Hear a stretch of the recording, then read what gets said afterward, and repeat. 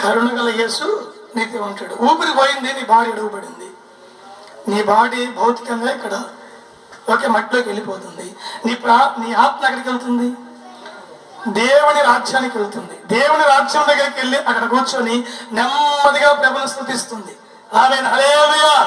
చూసిన వాళ్ళు అయ్యయ్యో ఒక్క మాట కాదనుకుంటే అతను జీవించేవాడు 10 సంవత్సరాలు 20 సంవత్సరాలు తన మనవల్ని ముని మనవల్ని చూసేది కదా అని అనుకుంటారు కానీ లోక సంబంధులు. కానీ దేవుని యొక్క చిత్తం ఏంటంటే నువ్వు దేవుని కొరకు ప్రాణం పెట్టాలి, దేవుని కొరకు నీవు అపసాక్షిగా మార్చబడాలని చెప్పి ఆయన ఉద్దేశం కలిగినాడు కనుక నీవు ప్రాణం పెడిస్తే దేవుని సన్నిధికి వెళ్తావు. స్తోత్రము కలుగునుగాక.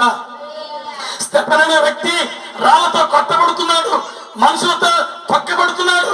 అతను హింసిస్తుంటే రక్తసిక్తముగా అతను ఆ రక్తముద్దగా మార్చబడుతూ అతను అంటున్నాడంట, ఇదిగోనైనా ఏమి చేయుచున్నారో వీరెరుగురు.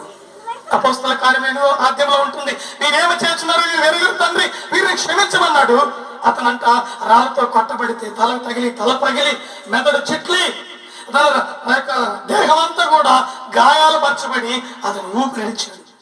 ఆమేన్, హల్లెలూయా. కొట్టినటువంటి ప్రజలు లాగి ఒక పెద్ద గుంటలో పడేసి రాళ్ల కుప్ప కప్పేసి అతన్ని భూస్థాపన చేశారు. ఎక్కడికి వెళ్ళాడు చెప్పమంటారా? అక్కడే రాయబడింది. ఆయన చనిపోతూనే ఉన్నాడంట. దేవుని యొక్క రాజ్యములో దేవుడు దాన్ని ఏమంటారు, కుర్చీ సింహాసనం వేసుకొని కూర్చున్న వ్యక్తి అంట అతను లేచి నిలబడ్డాడు. ఏం చేశాడు? సింహాసనం మీద ఆసీనుడైనటువంటి ఒక వ్యక్తి ప్రభువు లెగవాలంటే చాలా ప్రాముఖ్యము కలిగినటువంటి వ్యక్తి వస్తేనే లెగుస్తాడు. అతను పరిశుద్ధుడై ఉండాలి, నీతిమంతుడై ఉండాలి, యథార్థపరుడై ఉండాలి, దేవుని యొక్క వాక్యము కొరకు ప్రాణం పెట్టేవాడే ఉండాలి, అనేక ఆత్మలు రక్షించిన వాడే ఉండాలి. తన జీవితాన్ని తను కాపాడుకుంటూ ఎప్పుడైతే జీవిస్తాడో చివరికి మరణం వచ్చినప్పుడు దేవుడు సింహాసనాసనుడైనటువంటి వ్యక్తి కూడా లేచి నిలబడి ఆయనంట హస్తాలు చాపి కావుగిలించుకొని కూర్చోబెట్టుకున్నాడంట. ఆమేన్, హల్లెలూయా, హల్లెలూయా. అతను ఏ స్వాస్థ్యం కోరుకున్నాడు? పరలోకం ఉన్నటువంటి స్వాస్థ్యాన్ని కోరుకున్నాడు. ఏది కోరుకున్నాడు? పరలోకం ఉన్నటువంటి సింహాసనాన్ని కోరుకున్నాడు.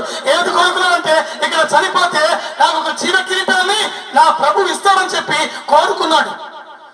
అందుకని ఆయన మరణించటానికైనా సిద్ధపడ్డాడు. ప్రభు కొరకు మరణించాడు.